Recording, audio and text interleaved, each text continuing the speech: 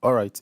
In this video, I'm going to be solving this exponential equation.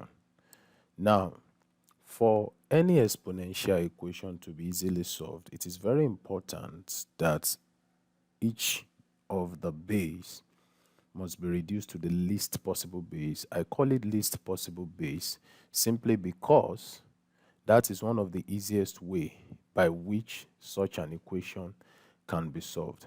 How do I mean? This is the base for this side, while this is the exponent, also known as the power.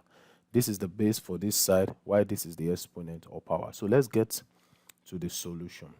So we have 2 raised to power n plus 1 is equal to 2 raised to power n plus 5. So the first thing we need to do is to ensure that we have the least possible base. But on the left-hand side here, we cannot reduce 2 further.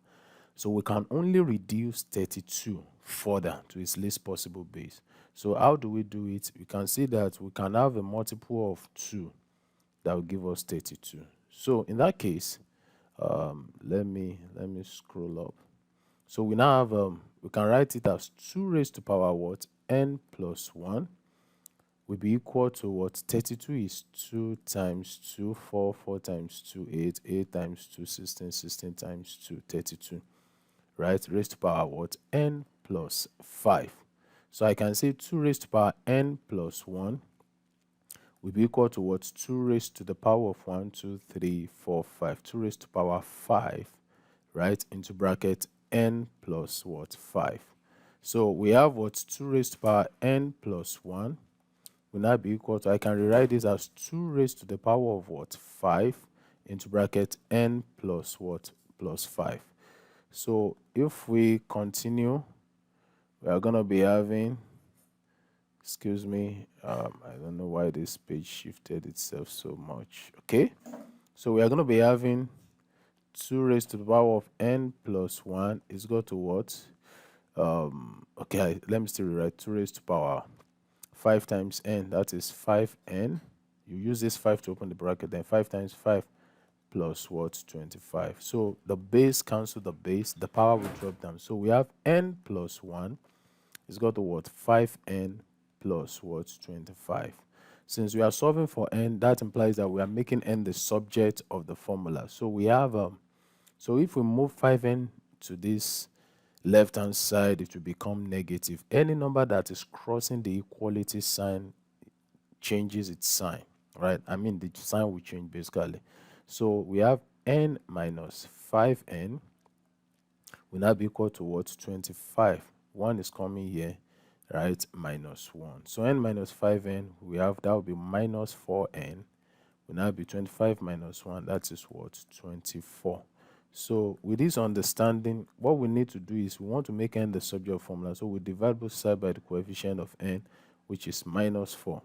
So we divide by minus 4. We divide by minus 4. So minus 4 cancel minus 4. So we have n will now be equal to 24 divided by minus 4. And that will give us what? Minus what? 6. So the value of n that make that particular equation to be true is minus 6. And that is that about that. However, how do we check if the value of n is true? So the value of n that makes this equation true, the solution to this particular problem is the value of n basically that make it true. Meaning that if we substitute the value of n into these two equations, this equation basically, the left-hand side will be equal to the what?